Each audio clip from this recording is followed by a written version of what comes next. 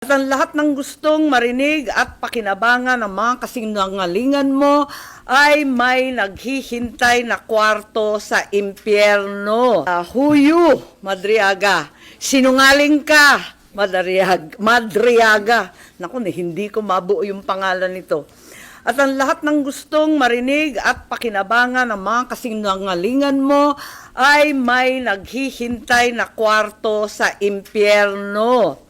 Ako, bilang senador at kapatid ni Bonget, 10 ng mga tunay na nakakaalam ng pangyayari ay may moral na pananagutan na pabulaan at itama ang nakakasukang kasinungalingan ni Madriaga.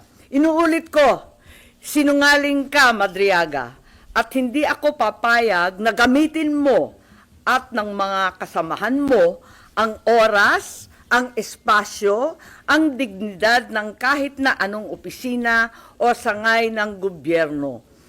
Isasalaysay ko ang mga pangyayari noong 2021, ang tunay na pagbuo ng unit team. Maraming nagtatanong, maraming naghahaka-haka, higit sa lahat, may nagsisinungaling diyan sa Kongreso. So unang-una, no such thing as yung mga term, ano ba yan? Paghahati ng term, ano ba yun?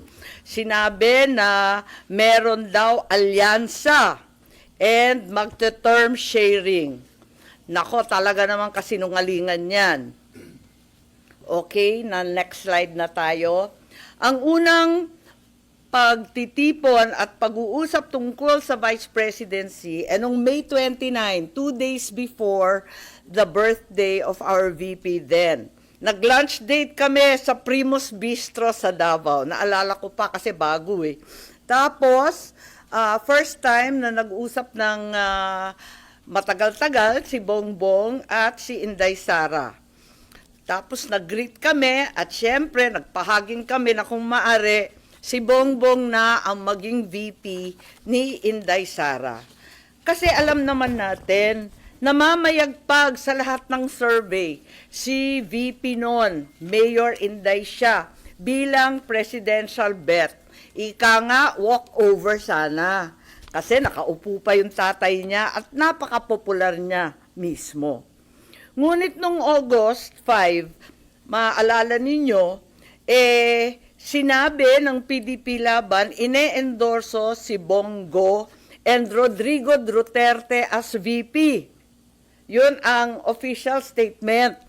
Pero ang walang hiyang Madriaga na yan, ang sabi a few months before November 21, nakumbinsi ni Bongbong si PRRD na si Inday ang maging VP sa kanya. Hindi ko talaga maintindihan ang pinagsasabi niyan. Maliwanag na ang PDP may sariling lakad, may sariling mga kandidato, hinding-hindi si Bongbong. Nag-umpisa kami mag-usap-usap sa isang GC noong September 7. Nag-uusap na kami, pero nag-decide ako, mag-GC na tayo. At sa awa ng Diyos, kahapon, sa yamot ko, sa inis ko, dyan sa sinungaling na yan, na hanap ko ang aking lumang cellphone, andito. At as usual, Samsung na may note, at nakita ko yung aming pagte-text. Yan, nabuo ang isang grupo kasama ng ilang kamag-anak, na kamag-anak rin ni Inday, kamag-anak rin namin. Makikita nyo, September 8, dineklara na Go Duterte na ang standard bearer. Walang Bongbong, walang Sara. Ang sinungaling talaga. Pagkatapos, September 10, sabi nga, duda na si Presidente o si Sara ay tatakbo. Sinabi ni Mayora noon na silang mag-ama may deal. Isa lang ang tatakbo sa kanila sa national.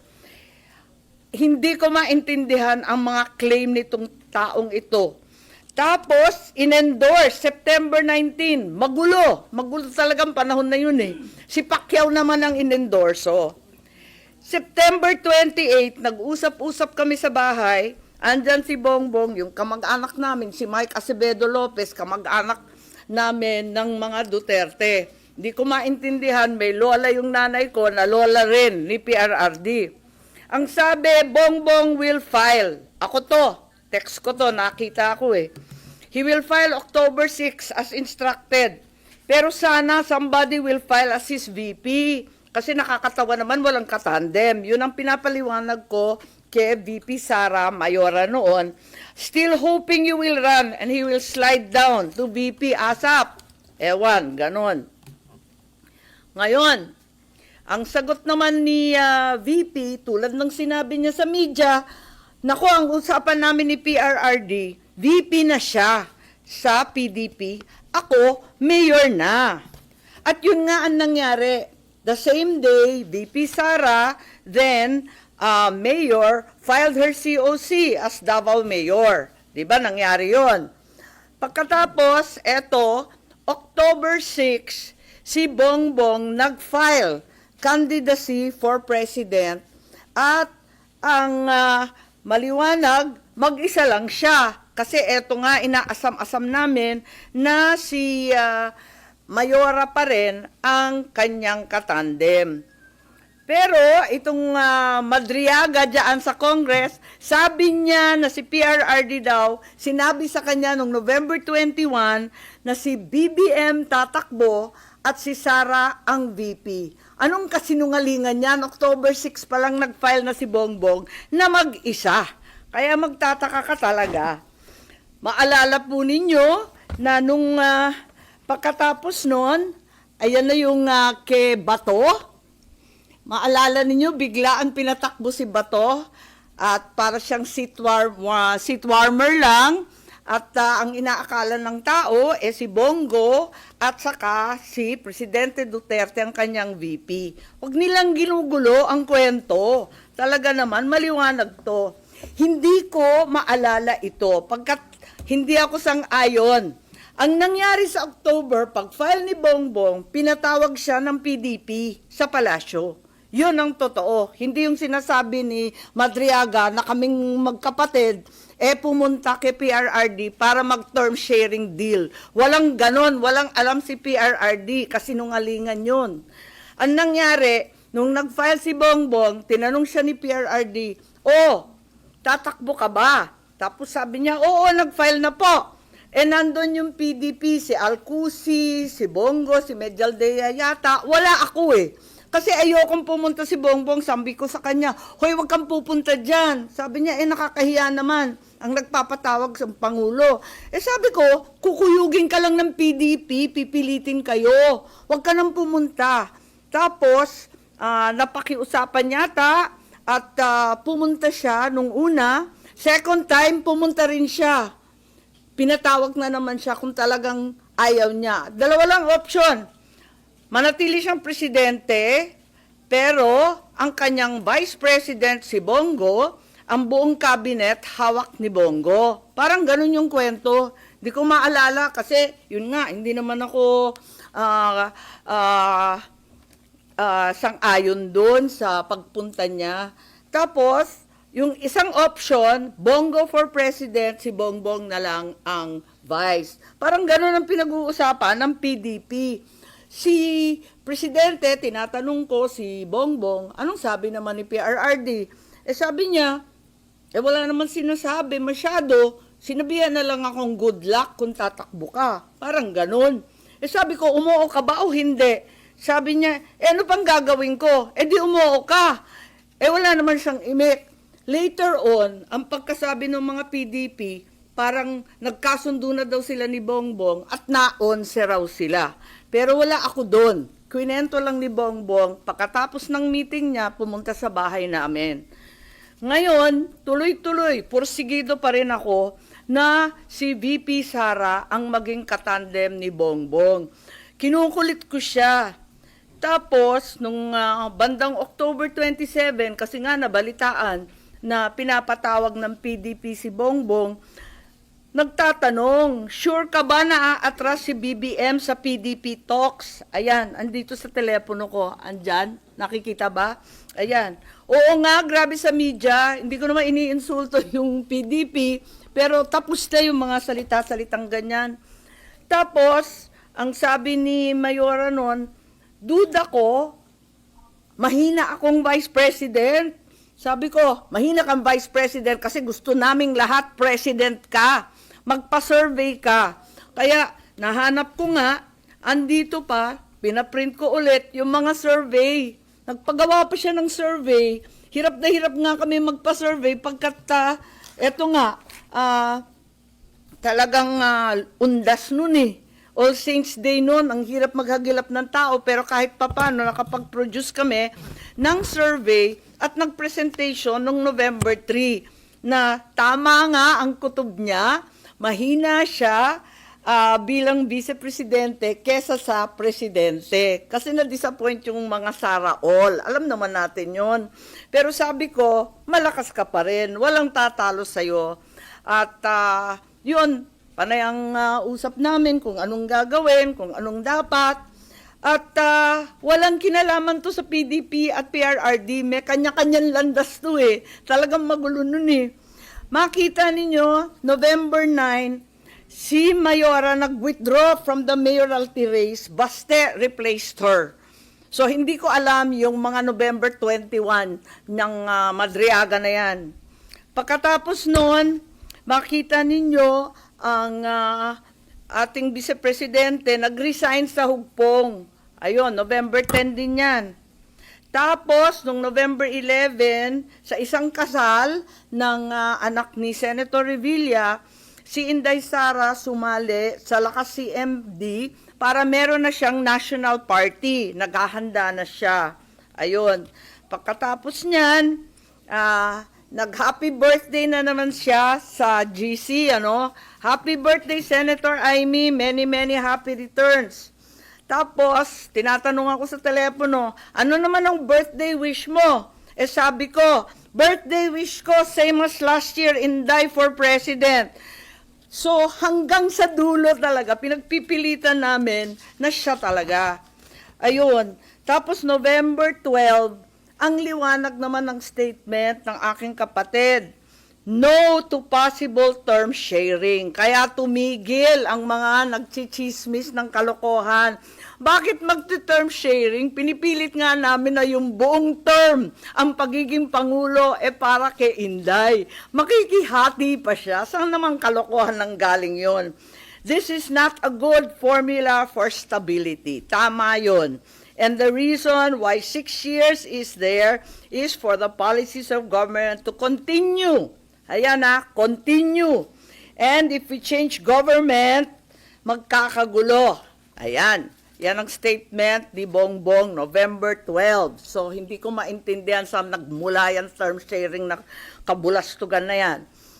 November 13 pa, Go takes over as PDP laban presidential candidate. Talagang walang kinalaman sa PDP, walang alam ang dating Pangulo.